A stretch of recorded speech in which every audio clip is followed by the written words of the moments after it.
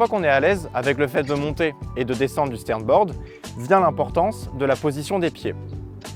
Ce qu'il faut bien garder en tête, c'est que si lorsqu'on se positionne sur le stern, on va être trop en arrière, c'est-à-dire avec les talons qui vont dépasser de la planche, on va perdre en stabilité et on va être emporté en arrière. Ce qu'il faut au contraire, c'est bien garder en tête l'idée que les pieds doivent être enfoncés bien au fond des fixes et que les orteils de pied doivent dépasser de la board. Il faut avoir cette image d'agripper la board avec ses orteils. Là, on a la bonne position. Les pieds sont bien avancés au niveau de la planche. J'ai les orteils qui dépassent de la board. Et là, je suis stable. Ce qui est important aussi, c'est l'angle des pieds. Contrairement au snowboard, on va avoir tendance à être un petit peu en position canard.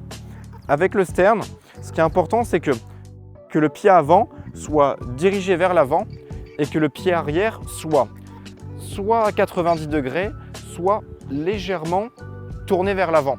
Il faut que les deux pieds soient dirigés vers l'avant. Ensuite, et ça c'est à vous de voir, quel est l'angle que vous préférez. Certaines personnes seront plus à l'aise comme ça, certaines personnes seront plus à l'aise avec un autre angle et ça c'est seulement la pratique qui vous permettra de trouver votre bonne position. Un des autres intérêts d'avoir les pieds bien avancés au fond des fixes, c'est les douleurs au mollet. Si on est trop en arrière, évidemment, on va manquer de stabilité, mais aussi on va tourner plus en backside.